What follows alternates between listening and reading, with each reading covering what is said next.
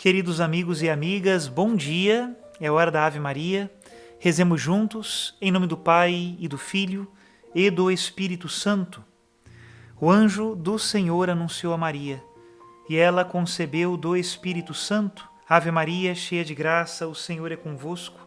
Bendita sois vós entre as mulheres, e bendito é o fruto do vosso ventre, Jesus.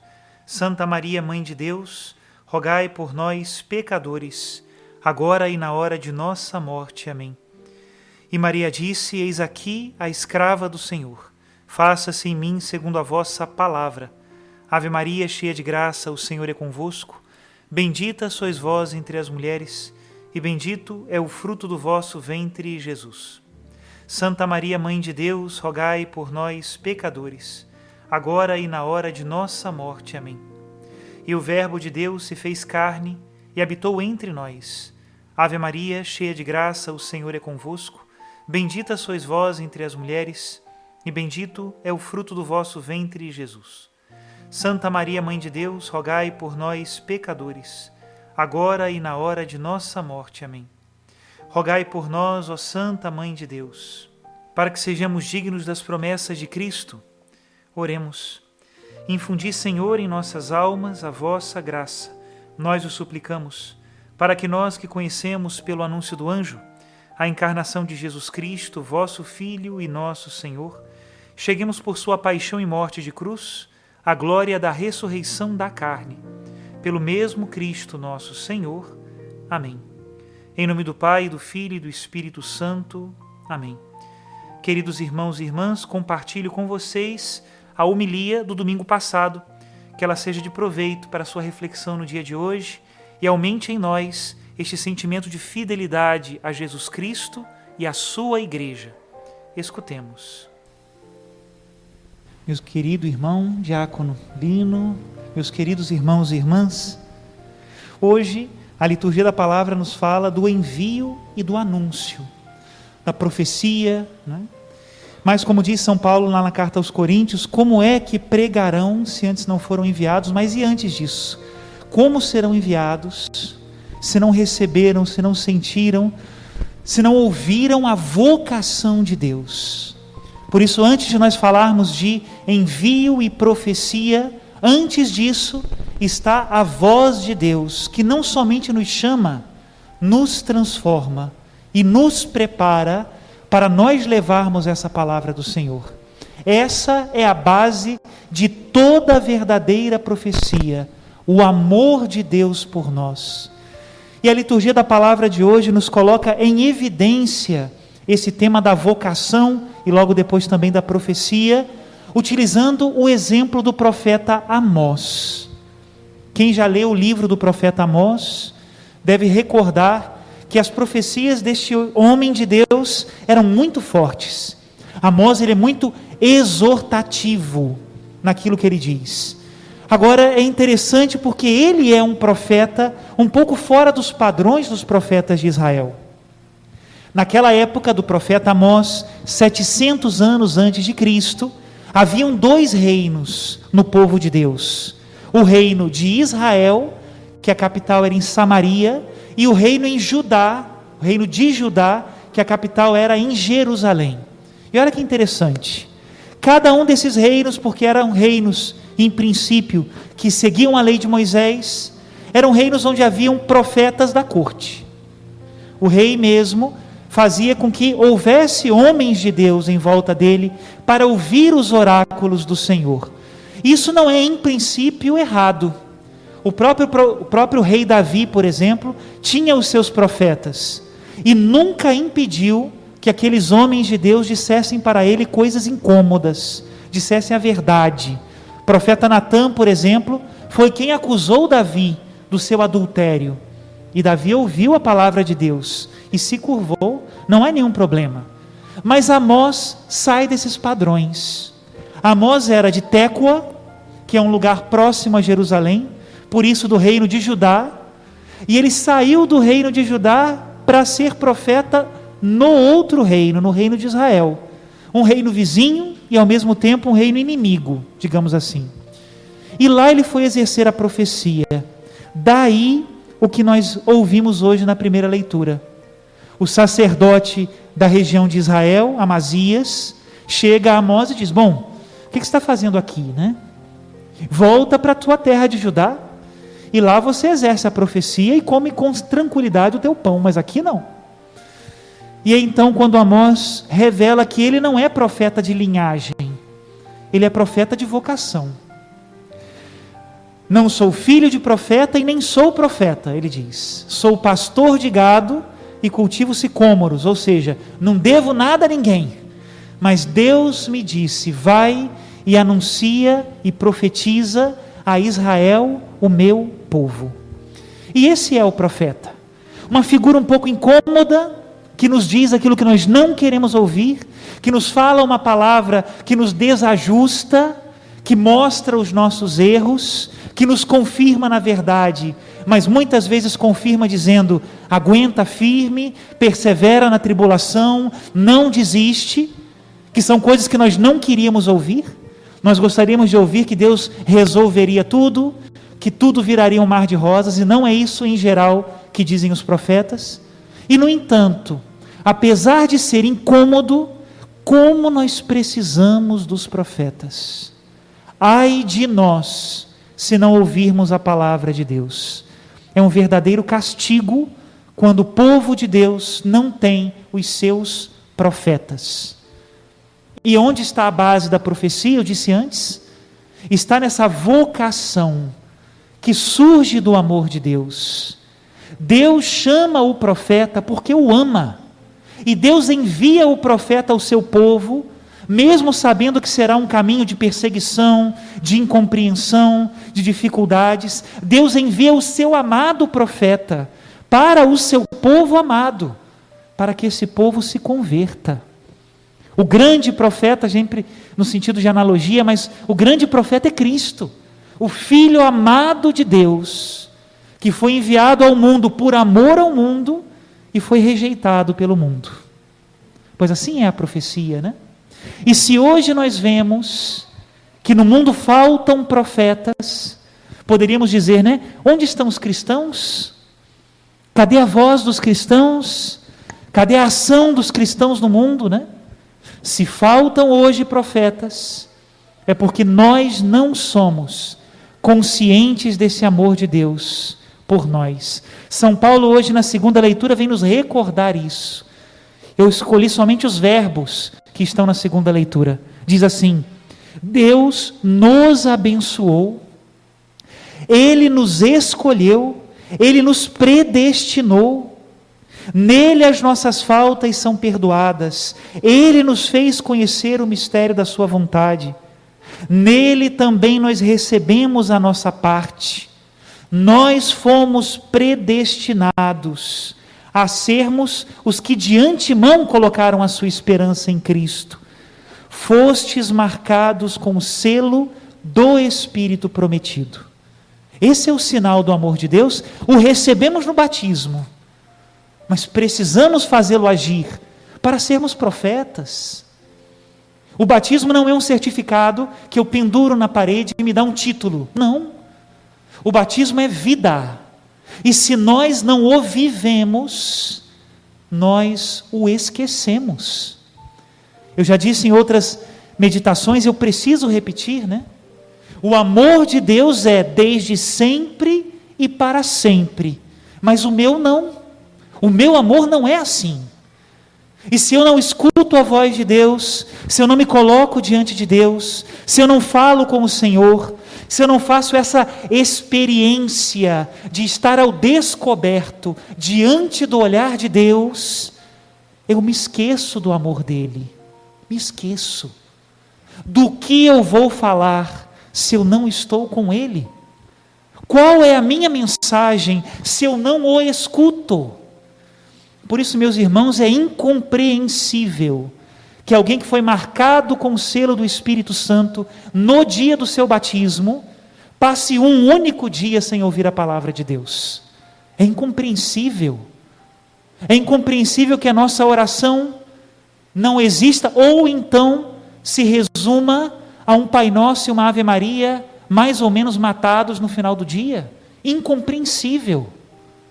Precisamos viver o nosso batismo. E quanto mais nós formos conscientes dele, mais profetas nós seremos. Por quê? Voltamos um pouquinho à primeira leitura de novo. Porque senão nós nos transformaremos em Amazias. Quando os reis de Israel eram santos, eles mantinham os profetas, mesmo que esses profetas dissessem coisas incômodas. Mas quando os reis de Israel eram corruptos, eles pagavam profetas da corte, para só dizer aquilo que eles queriam ouvir. Se nós não entendemos que a verdadeira recompensa do profeta é o amor do Deus que o chamou e o enviou, nós seremos como Amazias. Quanto dinheiro já calou profetas, hein? Quantos prazeres já calaram profetas? Quantos? Quantas autossuficiências e egoísmos já calaram profetas, hein? Quantos? Muitos, muitos. E tudo isso só nasce onde falta a consciência do amor que Deus tem por nós. Porque aonde sobra essa consciência, já não são as coisas externas que vão dizer a minha profecia, mas de fato é a liberdade do amor de Deus que vai me dar aquela parresia, né? Aquele destemor, aquela coragem de dizer a palavra de Deus, mesmo que isso incomode. Essa é a sua missão. E a minha também. Jesus Cristo, hoje no Evangelho, diz a palavra, que enviou os seus apóstolos, não é? A pregar.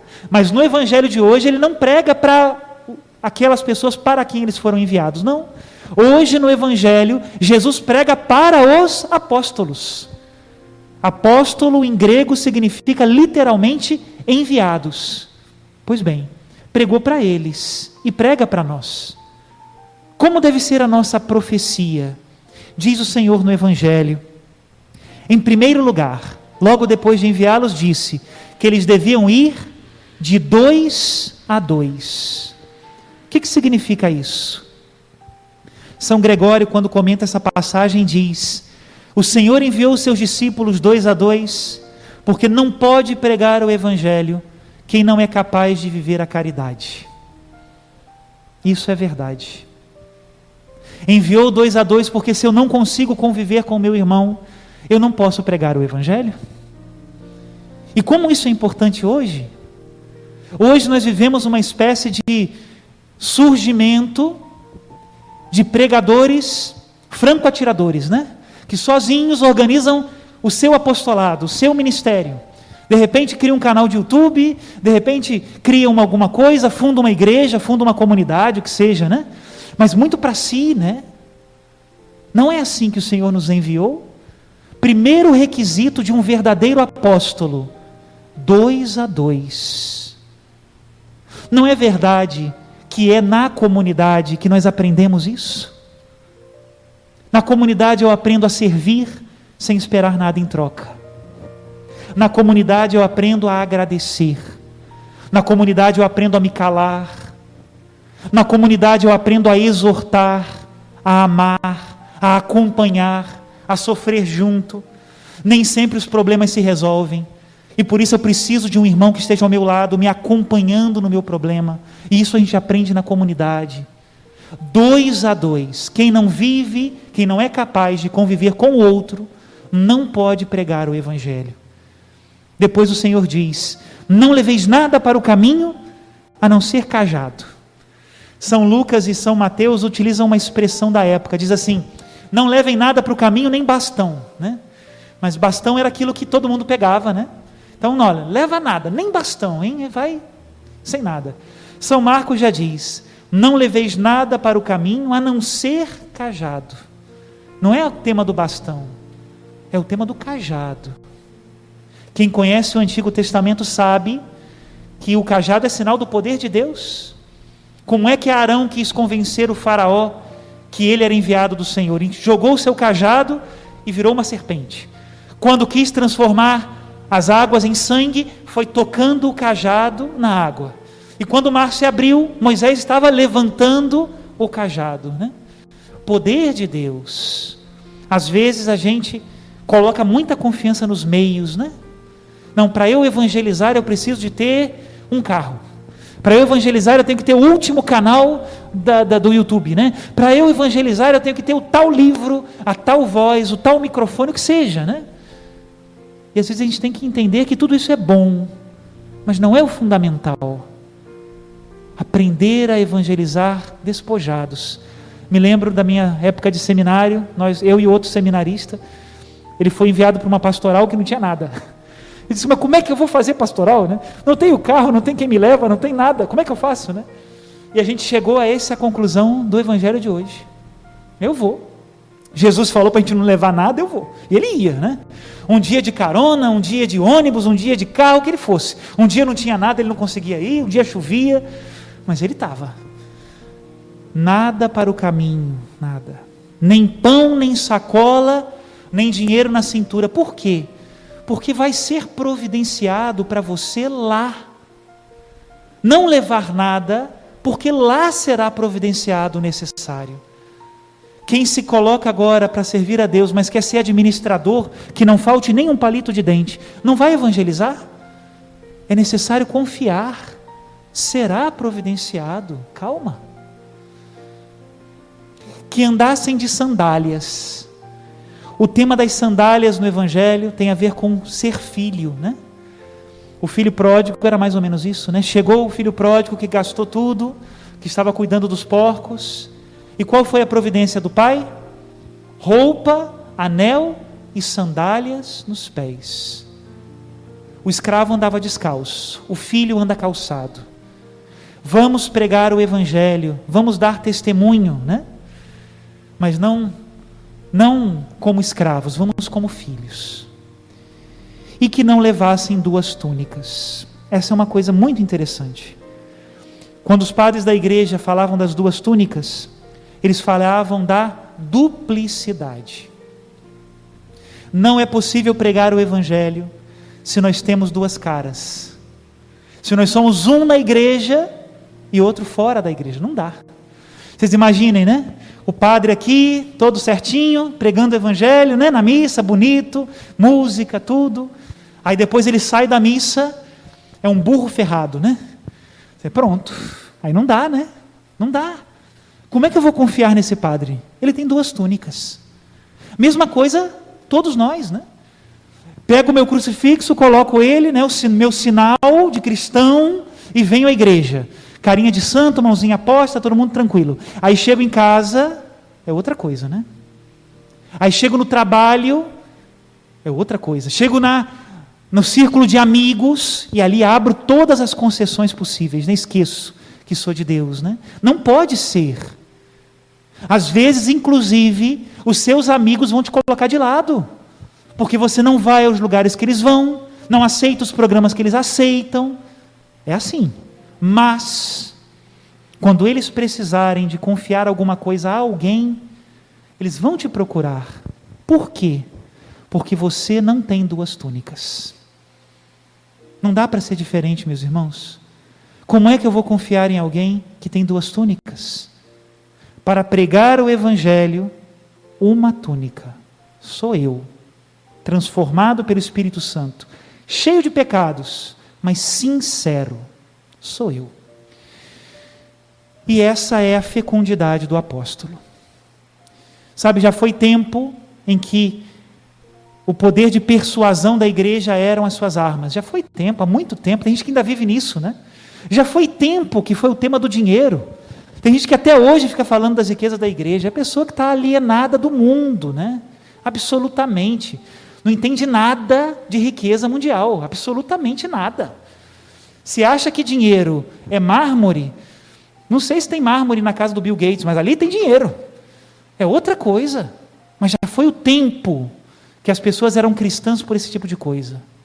Graças a Deus, graças a Deus. Se hoje nós temos alguma autoridade, nós a temos pelo testemunho, pela coerência de vida. E é aí que estão nos atacando. Aí mesmo. O que nos dizem? Esses aí não sabem viver a castidade. Pregam, mas não vivem. Esses aí não vivem a pobreza. Pregam, mas não vivem. Esses aí não vivem a obediência, é um escândalo.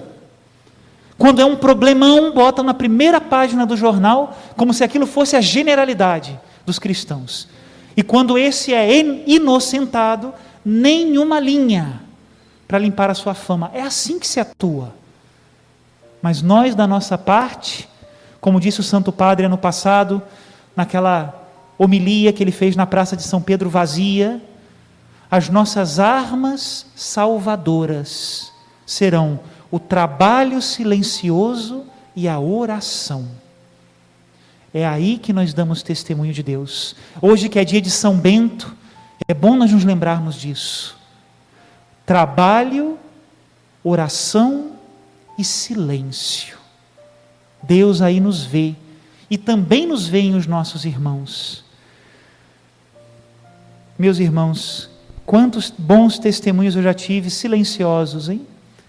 De famílias cristãs, de trabalhadores cristãos, de amigos, verdadeiros amigos cristãos, né? Que nas coisas pequenas me deram testemunho do amor de Cristo. Eu louvo a Deus por todos eles, né? Que nós sejamos assim. Essa é a autoridade que expulsa os demônios e cura as doenças. Louvado seja nosso Senhor Jesus Cristo. Abençoe-vos, Deus Todo-Poderoso, Pai e Filho e Espírito Santo. Amém. Deixa tuas redes, deixa teu lar, deixa teus campos, deixa por mim. Meu operário, eu te farei irmão e amigo, eu te serei. Eis-me, Senhor, tudo deixei por ti, Senhor, Senhor.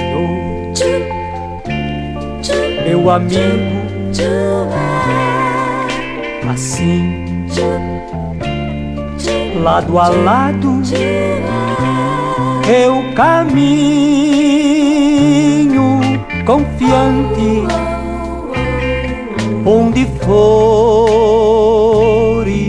eu vou, Senhor. Não pergunto pra onde me levas, se tu queres, eu quero, se tu fores, eu vou.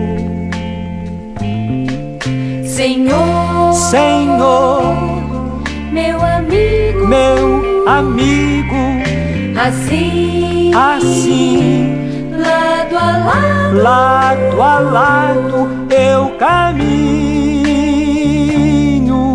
confiante, onde fores eu vou. Senhor, não pergunto pra onde me leva, se tu queres, eu quero, se tu fores, eu